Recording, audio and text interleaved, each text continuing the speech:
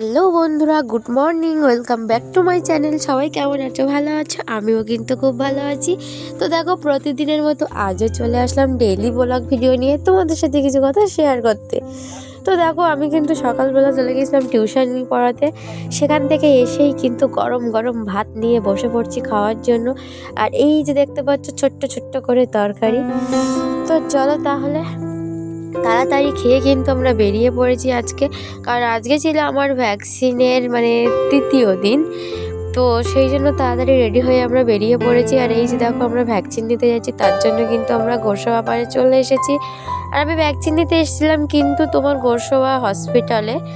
তো সেহেতু আমাদের একবার বিড়ালে আঁচড় দিলে সেই ভ্যাকসিনটা অন্তত 4বার তোমাকে নিতেই হবে। তো প্রথম দিন আমার 2টো পড়েছিল, আজকে সেকেন্ড দিন তাতেও 2টো পড়েছিল, তারপর থার্ড দিনে আজকেও 2টো পড়বে। তো সেই জন্য দেখো, আমি তাড়াতাড়ি করে বেরিয়ে পড়েছি, কারণ অনেকটা লেট হয়ে গেছে। আর যেহেতু 1টা পর্যন্ত ডাক্তার থাকবে, সেই জন্য কিন্তু একটু দ্রুত হাঁটছিলাম আমরা। তো ফাইনালি আমরা কাছাকাছি চলে এসেছি। আর এখানে এসে অনেকটা পথ বলে একটা গাড়ি ধরে নিলাম। আর এই যে দেখো, গাড়ি ধরে এখন আমরা যাচ্ছি।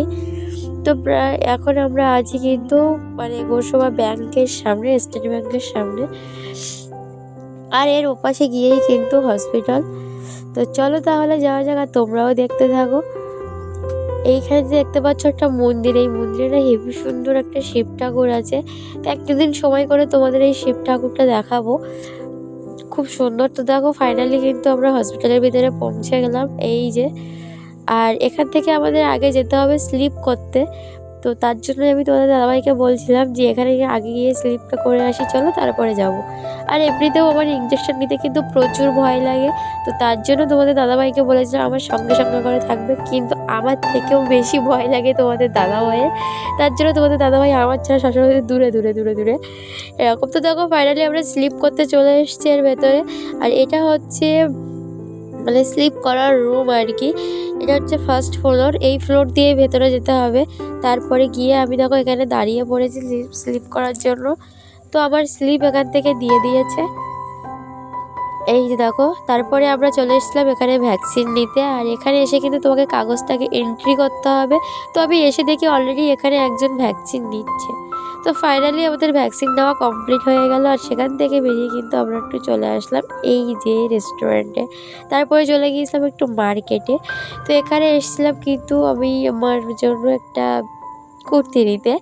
তো দেখো, এখানে সারা বাজার ঘুরে ঘুরে ঠিকঠাক মতো একটা পছন্দসই জিনিস হলো না।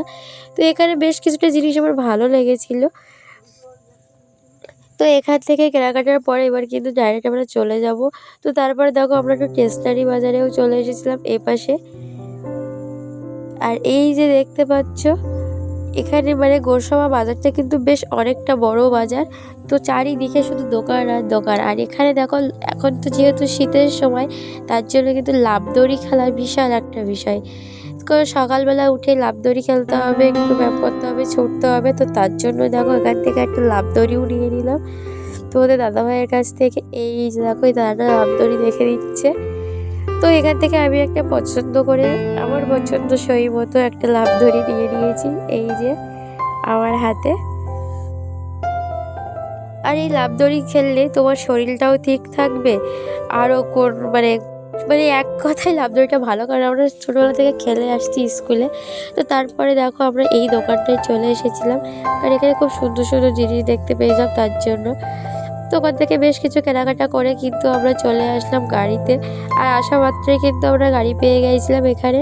আর এই যে দেখতে পাচ্ছ, ছোট্ট একটা কিউট বাচ্চা, সে কিন্তু গাড়িতে উঠেই ঘুমিয়ে পড়েছে।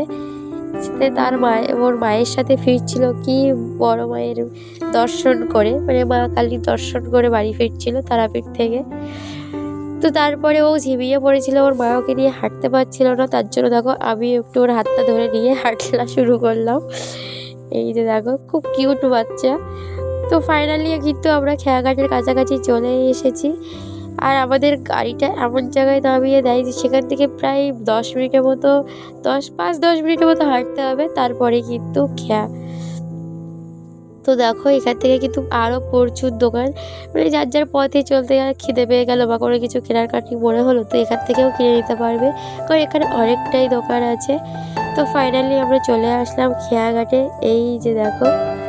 আর এসেই দেখছি কিন্তু খেয়াবাজি বটি আমাদের জন্যই অপেক্ষা করছে, কারণ অলরেডি লোকও হয়ে গেছে, এবারে ছেড়ে দেবে। তো এটা হলো জটিরামপুরের খেয়াঘাট। তো আগে জটিরামপুরের খেয়াঘাটটা ছিল অন্যরকম, আর এখন একটু অন্যরকম। তো বন্ধুরা, আমি আর ভিডিওটি বেশি বড় করলাম না, তোমরা তাহলে দেখতে থাকো। আর আমার এই ছোট্ট ভিডিওটি তোমাদের কেমন লাগলো অবশ্যই কিন্তু কমেন্টে জানিও। আর ভিডিও তোমাদের ভালো লাগলে চ্যানেলটি অবশ্যই সাবস্ক্রাইব করো। আর হ্যাঁ, কমেন্টে জানাবে তোমাদের কেমন লাগলো। টাটা।